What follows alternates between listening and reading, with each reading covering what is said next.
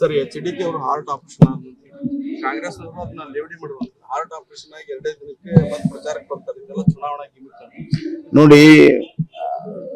ಯಾರು ಶಾಸಕರು ಶ್ರೀರಂಗಪಟ್ಟಣ ಶಾಸಕರು ಏನ್ ಹೇಳಿದ್ದಾರೆ ಅವ್ರೇನ್ ಡಾಕ್ಟರ್ ಅಲ್ಲ. ಚೆನ್ನೈಗೆ ಅವ್ರು ಹೋಗಿ ಟ್ರೀಟ್ಮೆಂಟ್ ತಗೊಂಡ್ ಬಂದಿರೋದೆಲ್ಲ ಸಾಕ್ಷಿ ಆಧಾರಗಳಿದೆ.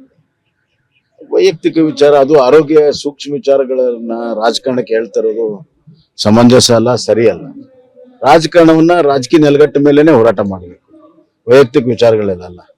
ಮತ್ತು ನನಗೇನು ಬಹಳ ದುಃಖ ಆಗಿರೋದು ಅಂತಂದ್ರೆ, ಆ ಬಾಬು ನಮ್ಮ ಶ್ರೀರಂಗಪಟ್ಟಣದ ಅವರು ನಮ್ಮ ಸ್ನೇಹಿತರು. ಅವರು ಒಂದ್ ಕಾಲದಲ್ಲಿ ಕುಮಾರಸ್ವಾಮಿ ಅವರು ಬಹಳ ನಿಕಟವರ್ತಿಗೆ ಕೆಲಸ ಮಾಡಿದವರು. ಅವ್ರ ತಾಯಿಯವರು ಕೂಡ JDS MLA ಆದವರು.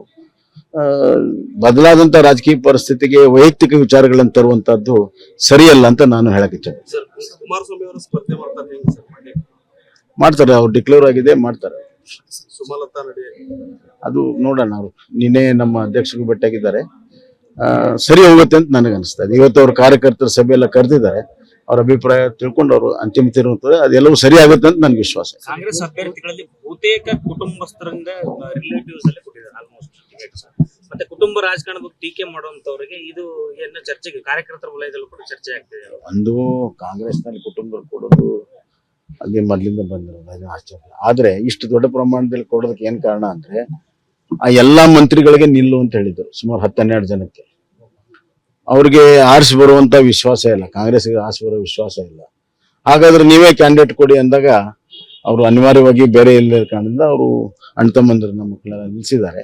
ಇದರಿಂದ ಏನು ಕೂಡ ರಾಜಕೀಯ ಲಾಭ ಕಾಂಗ್ರೆಸ್ಗೆ ಆಗಲ್ಲ, ಖಂಡಿತವಾಗೂ ಆಗಲ್ಲ. ಜನ ಇವತ್ತು ಮೋದಿಯವರಿಗೆ ಬಿಜೆಪಿಗೆ ಮತ ಹಾಕಬೇಕನ್ನುವಂತ ಬಹುತೇಕ ಜನ ತೀರ್ಮಾನ ಮಾಡಿದ್ದಾರೆ. ಬರುವಂತ ದಿನಗಳಲ್ಲಿ ಇನ್ನಷ್ಟು ಮೋದಿಯವರಲ್ಲಿ ದೊಡ್ಡದಾಗ್ತದೆ ಹೊರತಾಗಿ ಯಾವುದೇ ರೀತಿ ಕಾಂಗ್ರೆಸ್ಗೆ ಅನುಕೂಲ.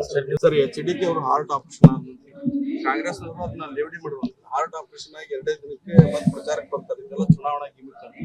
ನೋಡಿ, ಯಾರು ಶಾಸಕರು ಶ್ರೀರಂಗಪಟ್ಟಣ ಶಾಸಕರು ಏನ್ ಹೇಳಿದ್ದಾರೆ ಅವ್ರೇನ್ ಡಾಕ್ಟರ್ ಅಲ್ಲ. ಚೆನ್ನೈಗೆ ಅವ್ರು ಹೋಗಿ ಟ್ರೀಟ್ಮೆಂಟ್ ತಗೊಂಡ್ ಬಂದಿರೋದೆಲ್ಲ ಸಾಕ್ಷಿ ಆಧಾರಗಳಿದೆ. ವೈಯಕ್ತಿಕ ವಿಚಾರ, ಅದು ಆರೋಗ್ಯ ಸೂಕ್ಷ್ಮ ವಿಚಾರಗಳನ್ನ ರಾಜಕಾರಣಕ್ಕೆ ಹೇಳ್ತಾ ಇರೋದು ಸಮಂಜಸ ಅಲ್ಲ, ಸರಿ ಅಲ್ಲ. ರಾಜಕಾರಣವನ್ನ ರಾಜಕೀಯ ನೆಲಗಟ್ಟ ಮೇಲೆನೆ ಹೋರಾಟ ಮಾಡಬೇಕು, ವೈಯಕ್ತಿಕ ವಿಚಾರಗಳೆಲ್ಲ.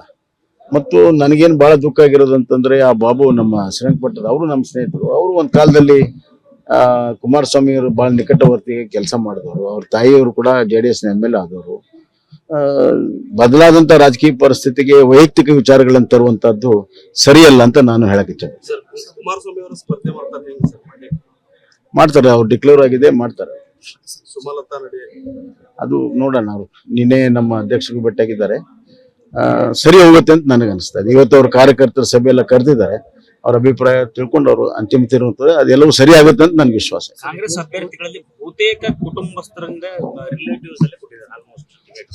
ಮತ್ತೆ ಕುಟುಂಬ ರಾಜಕಾರಣದ ಬಗ್ಗೆ ಟೀಕೆ ಮಾಡುವಂತವರಿಗೆ ಇದು ಏನು ಚರ್ಚೆಗೆ ಕಾರ್ಯಕರ್ತರ ವಲಯದಲ್ಲೂ ಕೂಡ ಚರ್ಚೆ ಆಗ್ತಿದೆ. ಒಂದು ಕಾಂಗ್ರೆಸ್ ನಲ್ಲಿ ಕುಟುಂಬ ಕೊಡೋದು ಅಲ್ಲಿ ಮೊದಲಿಂದ ಬಂದಿರೋದು, ಅದು ಆಶ್ಚರ್ಯ. ಆದ್ರೆ ಇಷ್ಟು ದೊಡ್ಡ ಪ್ರಮಾಣದಲ್ಲಿ ಕೊಡೋದಕ್ಕೆ ಏನ್ ಕಾರಣ ಅಂದ್ರೆ, ಆ ಎಲ್ಲಾ ಮಂತ್ರಿಗಳಿಗೆ ನಿಲ್ಲು ಅಂತ ಹೇಳಿದ್ರು ಸುಮಾರು 10-12 ಜನಕ್ಕೆ.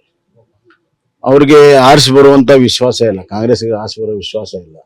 ಹಾಗಾದ್ರೆ ನೀವೇ ಕ್ಯಾಂಡಿಡೇಟ್ ಕೊಡಿ ಅಂದಾಗ ಅವರು ಅನಿವಾರ್ಯವಾಗಿ ಬೇರೆ ಇಲ್ಲ ಕಾರಣದಿಂದ ಅವರು ಅಣ್ಣ ತಮ್ಮಂದಿರನ್ನ ಮಕ್ಕಳೆಲ್ಲ ನಿಲ್ಲಿಸಿದ್ದಾರೆ. ಇದರಿಂದ ಏನು ಕೂಡ ರಾಜಕೀಯ ಲಾಭ ಕಾಂಗ್ರೆಸ್ಗೆ ಆಗಲ್ಲ, ಖಂಡಿತವಾಗೂ ಆಗಲ್ಲ. ಜನ ಇವತ್ತು ಮೋದಿಯವರಿಗೆ ಬಿಜೆಪಿಗೆ ಮತ ಹಾಕಬೇಕನ್ನುವಂತ ಬಹುತೇಕ ಜನ ತೀರ್ಮಾನ ಮಾಡಿದ್ದಾರೆ. ಬರುವಂತ ದಿನಗಳಲ್ಲಿ ಇನ್ನಷ್ಟು ಮೋದಿಯವರಲ್ಲಿ ದೊಡ್ಡದಾಗ್ತದೆ ಹೊರತಾಗಿ ಯಾವುದೇ ರೀತಿ ಕಾಂಗ್ರೆಸ್ಗೆ ಅನುಕೂಲ. ಅನುಕ್ಷಣದ ಸುದ್ದಿಗಳಿಗಾಗಿ ವಿಸ್ತಾರ ನ್ಯೂಸ್ ಯೂಟ್ಯೂಬ್ ಚಾನೆಲ್ ಸಬ್ಸ್ಕ್ರೈಬ್ ಮಾಡಿ. ಹೊಸ ಸುದ್ದಿಗಳ ನೋಟಿಫಿಕೇಶನ್ಗಾಗಿ ಬೆಲ್ ಐಕಾನ್ ಕ್ಲಿಕ್ ಮಾಡಿ. ಲೇಟೆಸ್ಟ್ ಅಪ್ಡೇಟ್ಸ್ಗಾಗಿ www.vistaranews.com ವೆಬ್ಸೈಟ್ಗೆ ವಿಸಿಟ್ ಮಾಡಿ. ಅಂಗೈಯಲ್ಲೇ ಜಗತ್ತಿನ ಸುದ್ದಿ ತಿಳಿಯಲು ವಿಸ್ತಾರ ನ್ಯೂಸ್ ಕನ್ನಡ ಆಪ್ ಡೌನ್ಲೋಡ್ ಮಾಡಿ.